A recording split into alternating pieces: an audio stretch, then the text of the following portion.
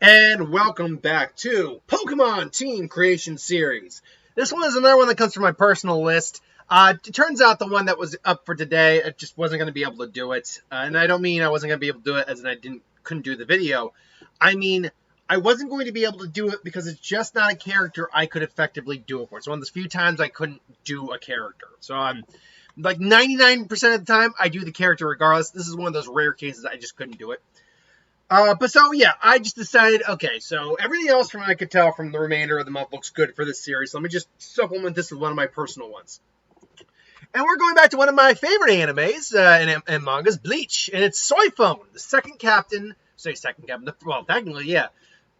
I don't know, we actually don't know which generation captain she is. Is she the third, the fourth, the fifth second division captain? Either way. She is the captain of the second division, which is the stealth and punishment division.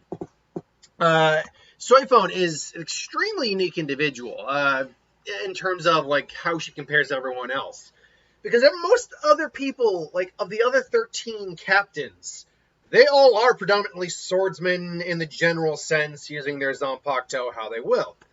Soifons is much more a ninja. She's much more of a hand-to-hand fighter. Yeah, she is also very skilled with her blade, but her blade's very different than the standard Zanpakuto, which is still basically a sword with an ability. Hers, that's not the case, really. So it is a unique scenario here.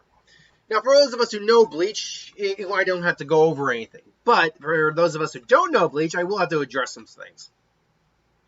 So, right out the gate, I'm going to save her Zanpakuto for last.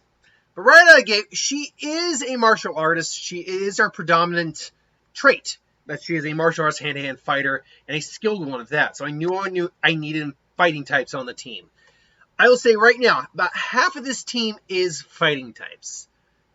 That sounds impressive, but then you realize, well, that's kind of her big shtick.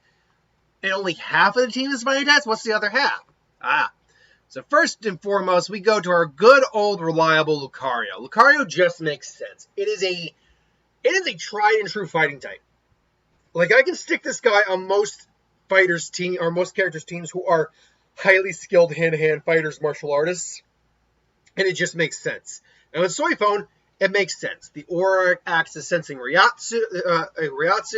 Its steel type represents her ability to fight using her Shikai, kind of as not just a weapon, but as defense as well. It's capable of using Aura Sphere, which can be reflected as Keto technique. So ultimately, Lucario is just a solid example of a Pokemon that can make it on a team. However, another Mon that makes it on the team that is a fighting type. And I haven't gone into most of the Hisuian forms until really ever. I don't believe so. But yeah, this is, I think, the first Hisuian form to make it on the list. Sneasler. It's a very feminine-looking Pokemon. It's a fighting poison type, and it has claws on its hands for melee combat. This ultimately makes a lot of sense. The poison represents Suzumebashi in terms of what it's capable of doing. Is feminine in design, and Soifons is a very thin, feminine fighter. So and this one added up a lot in my mind when I thought it over, especially going over all the options.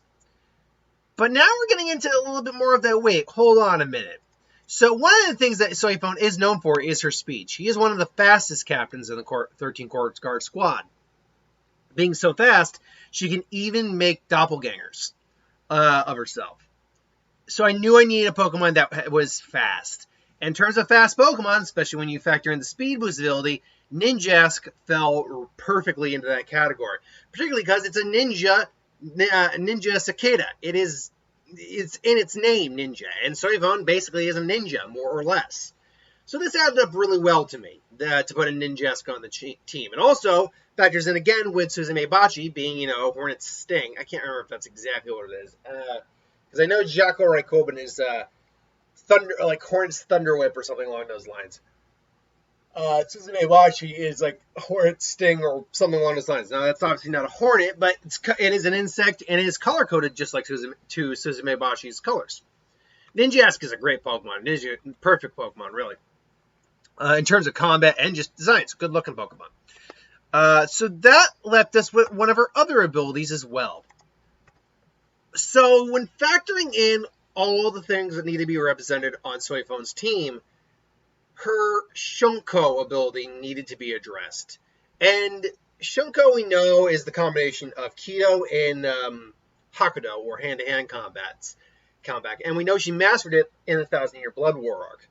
Now, it takes different forms depending on what kind of Ryatsu you have. Soifons, for example, is actually more lightning-based. Her brother's is fire-based. Soifons is wind-based. So that proved to be a little tricky to do, because I'm like, okay, it's wind-based, so I need a flying type. But it's a combination of Hakudo. So wait, how am I supposed to do this exactly? Hell, if it were Yoruichi's brother, this would be a lot easier to do because it's fire type, and firefighting types are all over the place. But fighting types are a little short in supply. We are allegedly, if the spoilers are anything to believe, going to get another one in this next generation with Scarlet and Violet, but we'll wait to see if that is true or not. Still, I ultimately went with Halucha. It's a flying fighting type. So it melds the Shunko ability into one Pokemon. And is the only Pokemon to have a signature move that is 2 types in 1, which is what Shunko is. Flying Press does both fighting and flying damage, which is very odd, and I'm amazed we have not gone back to that well of, hey, attacks that are 2 types in 1. I'm amazed we haven't gone back to that well yet, and now going on to 3 generations. Oh, excuse me. But still, I did think Halucha made the perfect representation of that, given what we had available. Because the only other option was Galarian Zapdos, and that really didn't work. So that leads to our last 2. And before we get to the Zanpakuto, we do need to address one other thing. Her love for Yoruichi. And yeah, it's a love verging on obsession for Yoruichi. So I knew I needed a cat. I needed a cat to represent that. The question is, though, what cat? Because Yoruichi is obviously a black cat in that form. So what do I use to represent that? Because there is no black cat Pokemon right now. There isn't. So I'm like, well, I could go Meowth, that's a lab cat, but no. Alolan Persian? Kinda, but it's purplish than black. Ultimately, though, I decided to settle on Liefeld. Now, it's not a black cat, but it's a dark type. Now, Alolan Persian also is a dark type. However, this seems to be much more feminine Pokemon in design, which would go towards representing Yoruichi, albeit Yoruichi has a male voice in the cat form. And I did that because A, again, dark type, but B, Alolan Persian's that is just a goofy looking cat. I was not a fan of Alolan Persian personally. I went with Alolan Muck and Grimer when I played that game. So yeah, I think this is a nice representation. The last Pokemon obviously had to represent her Zanpakuto, Suzumebachi, and its Bankai, Chaco Raikkoben. And luckily, we have a Hornet. In fact, we have a Japanese giant Hornet. That is Beedrill. And particularly, as you can see, it's Mega Beedrill. This makes complete sense. You have a Beedrill that represents your Shikai, Bankai, Mega Evolution, Mega Beedrill. That just makes sense. And Mega Beedrill, from what I understand, is actually a pretty powerful Pokemon. Fast, too. So, I was surprised that Beedrill even got a Mega Evolution to begin with. But still, it's definitely the perfect representation of Soifon in terms of her Shikai and Bankai and Zanpakuto.